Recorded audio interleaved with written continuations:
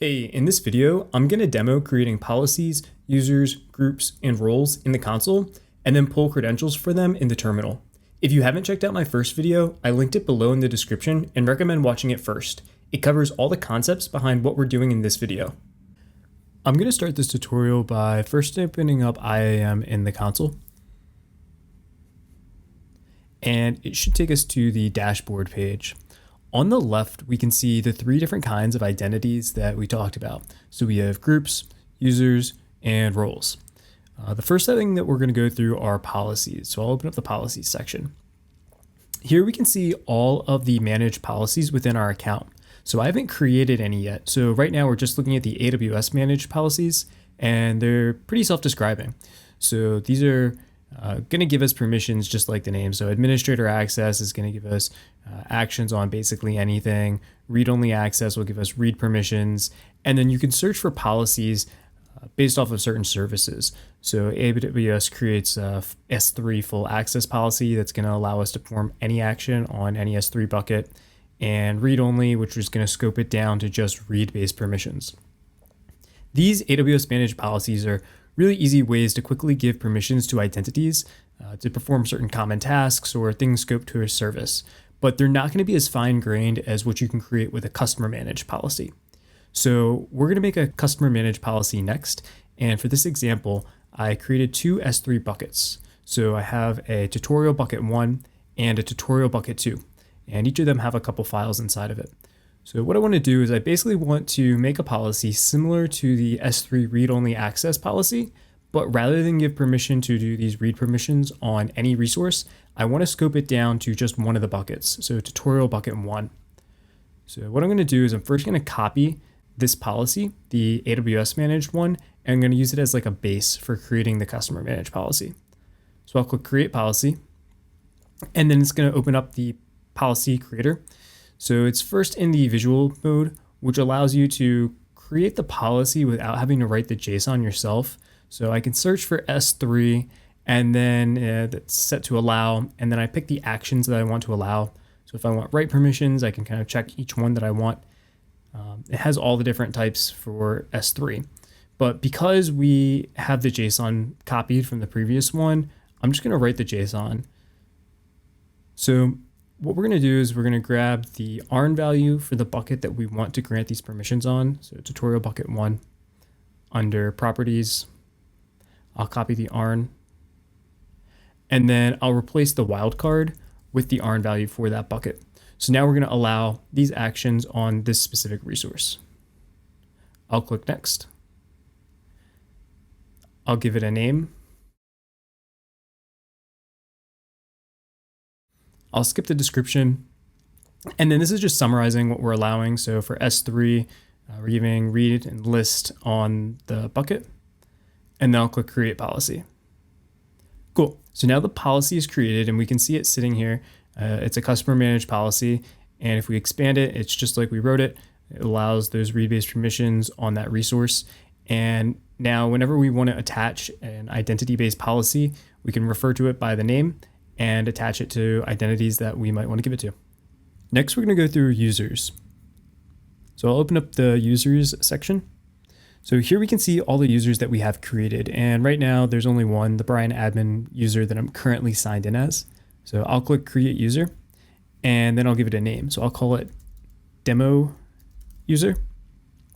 And I'll check this box to allow console access, and then I'll set a password. So this is what we're going to use to sign in. So I'll set an easy password, and I won't require the user to change their password when they sign in. Next, it's going to ask us to set permissions. So there's three different ways to do this. First, we could add the user to a group, and then they would inherit the permissions of the group. The second way would be to copy permissions from an existing user. Currently, Brian admin is the only one that's out there. And the last way is attaching policies directly. And this is what we're going to do. So I'm going to attach the customer managed policy that we created. So I'll filter on customer managed. And then here's the S3 read bucket 1 policy. So I'll select that and click next and create user. Cool. So the user has been created, and here's the username and the console password that we set. So we're first going to take a look at signing in through the UI. So I'll open up an incognito window, and then I'll go to aws.amazon.com, and I'll click sign in. Here we have the two different options. We can either sign in as the root user, which, if you remember, that is the first identity that's created when you initially create your account. Again, you really don't want to use this unless you absolutely have to. So we create an IAM user, so we'll click IAM user. I'll put in the account number. Let me copy it. Click next. And then it's going to ask for the username. Copy that over. And then the password. And then I'll click sign in. So the console is going to only allow us actions that the user has. And if you remember, we attached the S3 read-only custom policy that we wrote that only gives permissions on the one bucket. So if I go to a service, for example, SQS, and I try and look at the queues that list in this count by listing them, we're going to get an access denied error. And this is expected because this user doesn't have any permissions that were granted for SQS. So I'll close this out now. And now we'll take a look at generating access keys to run commands through the CLI. Let me open up the demo user. And then I'll go to security credentials, scroll down and click on create access keys. So we'll click on command line interface. I'll skip creating a tag and have it generate the access keys. So at this point, the access keys have been created, and this is our only opportunity to see them. So I'm going to configure them in the CLI. So I'll run AWS configure, and this is allowing us to configure these credentials into the CLI. This isn't a full tutorial on it. I just want to show how this kind of works. So first it's going to ask for the access key. I'll paste that in. Now the secret access key. I'll leave the default region and format. So now that the terminal is configured with these credentials, I want to show you that when we reach out to STS, Security Token Service, we can ask basically, who am I? And STS will return back who we're signed in as.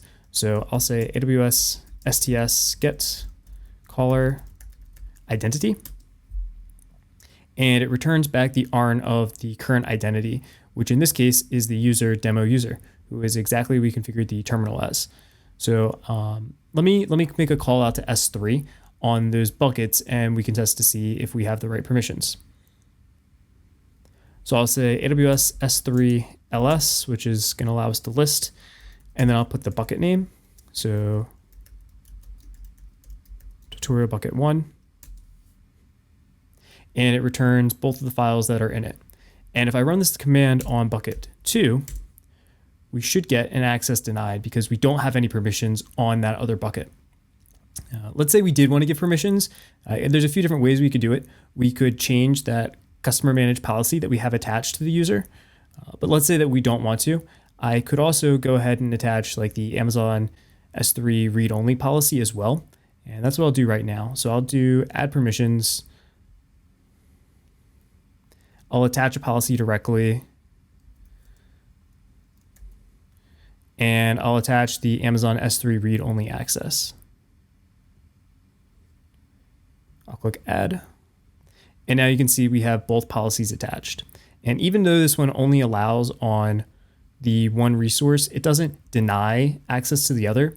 So this will allow us to still access the bucket 2. So let me rerun the command.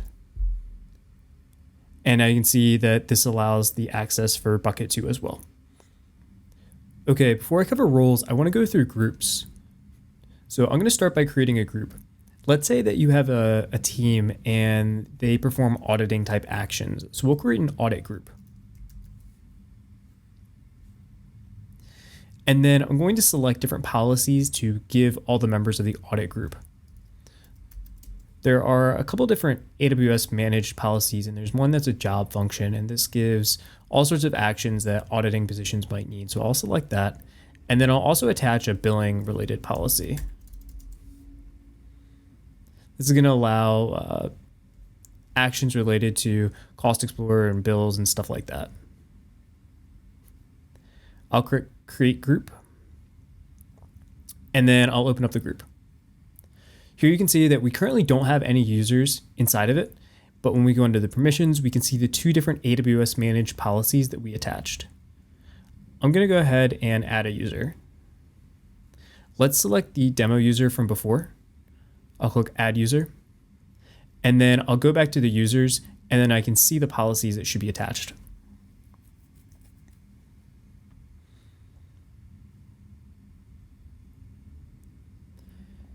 Now, looking at the demo user that we created, we can see that the original policies that we added to them, so the S3 ones and then the customer managed policy, are still there. But then they also have the billing and the security audit policy from the group. And you can see that they're attached via group in this instance. So now this user is going to have all 4 policies, and any permissions that are given under any of them, they'll be able to take action on. Last, I'm going to go through roles. So I'll start off by clicking on create role. And first we're going to pick what the trusted entity is. We're going to start off by allowing the demo user to assume this role. So the demo user would be the trusted entity. So I'll click AWS account. And then I'm going to attach identity-based policies that the trusted entity will be able to use once they've assumed the role. So I'll give S3 read-only access.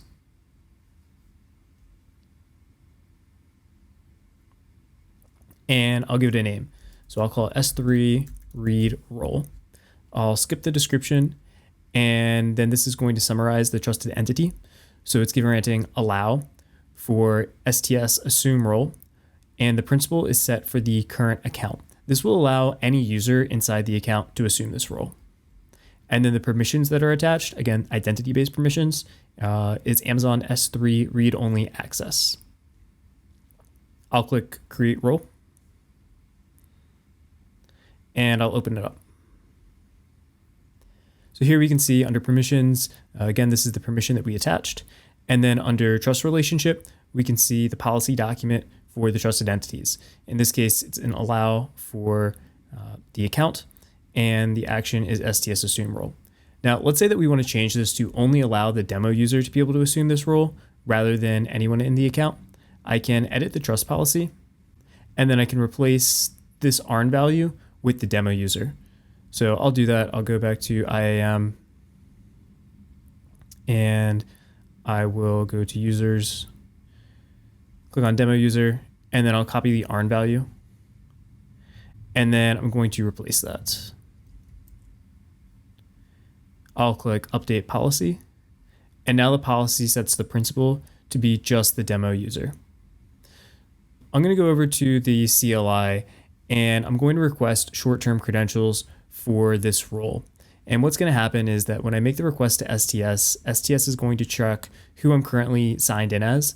And then if I am the principal that is allowed to assume this role, in this case, the demo user, then it will return back the access key, secret access key, and session token. So let me first verify who I am. I'll run AWS STS, get caller identity.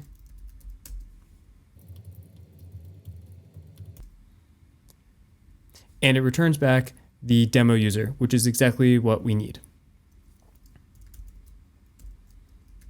Now, to request short-term credentials, I'm going to say AWS STS, and then I'm going to use the assume role command. This takes 2 arguments. First is the role ARN, and I can copy it from here. And then the second value is going to be the role session name. And this can really be anything. I'll call it my session. And it returns back the credentials. That would be these values, and then when they expire.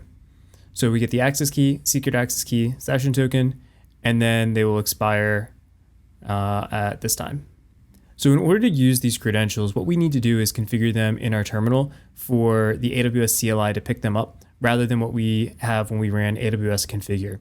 So what I'm going to do is I have a example here, and this basically is going to do the exact same command that we got when we requested the credentials, but it's then going to substitute them into environment variables in my shell. And the AWS CLI will use those environment variables for the credentials rather than what we have when we ran AWS configure. So I'll copy this and paste it in the terminal. And to check, I can echo out one of the values. So the access key ID you can see is saved in there. So now when I run get caller identity, it returns back the ARN of the role, so the read-only role, rather than the user. So this means that we have successfully assumed this role, and commands are now being performed under the role. And when we run any sort of AWS CLI command, we're going to have the permissions that are defined by the role rather than the user. I want to do one more example, but this time, rather than the trusted entity being an IAM user, I want it to be a service principal. And in this case, I'm going to use Lambda. I'm going to start by creating a new Lambda function. I'll call it test. I'll leave the runtime environment as Node.js. And then for the default execution role, I'll have Lambda create it. I'll click create function. Then once the function is finished being created, I can come down to configuration and I can open up under permissions the execution role. Looking at the role, there's a default policy that was created and it's a customer managed policy. This allows the Lambda function to create log groups and also read and write to CloudWatch. Under trust relationship, we can see that a service principal is set and it's lambda.amazonaws.com. If I come back over to the Lambda function and go to the code, I'm going to replace it with some code that I wrote beforehand. What I'm doing is I'm first bringing in some SQS clients, and then in the handler, I create a new command to send a message to SQS. The message body is hello from Lambda. I create a new client, and then I send the command, and then I log out the response. I created an SQS queue beforehand called demo queue, and this is where we're sending the message. I'm going to deploy the code and then create a new test event. I'll call it test. Now when I run the Lambda function, we get an access denied error, and this is exactly what we expect. The error message says that the Lambda function is not authorized to perform SQS send message on resource, and then we get the ARN of the queue, because no identity-based policy allows the SQS send message action. And this is exactly what we should expect, because when we look at the execution role under permissions, which are the identity-based permissions, there's no policy that's given that allows any sort of read or write or anything to SQS. So we get the access denied error. I'm going to update it to now give it permissions. Rather than attaching a policy like we did before, I'm going to create an inline policy. I'm also going to use the visual editor. So I'll search for SQS. And what we're going to do is we're going to allow, and then we're going to set the action. So we need a write and SQS send message. And then the resource is, rather than specifying a specific queue, I'm just going to select all. And this will allow us to perform a send message action on any queue. I'll click next, and then I'll give it a name. I'll call it SQS, and then I'll create the policy.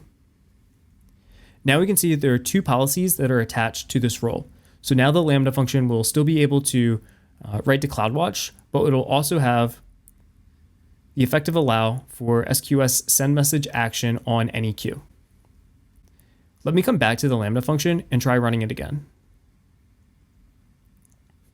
And we can see that we get a 200 response and the message was sent. If I go to SQS and then click on send and receive and then poll for message, there is one message in there, hello from Lambda. This is very similar to what we looked at before when we made commands with the IAM user to assume the role, and then we read from the bucket. What's happening is the Lambda function is calling out to STS to request short-term credentials for this role. STS will then check to make sure that the Lambda function is authorized to assume it, and it does with the service principal. And then once it gets the credentials that are returned back, those short-term credentials, it's configured in the SDK, and that allows the application code here to read or write to different services. And as long as the permissions are valid from the policies that are attached to the role, then they'll succeed. And if they're not, then they'll get denied. In part 3, I'll cover an example of cross-account access and policy evaluation logic. See you there.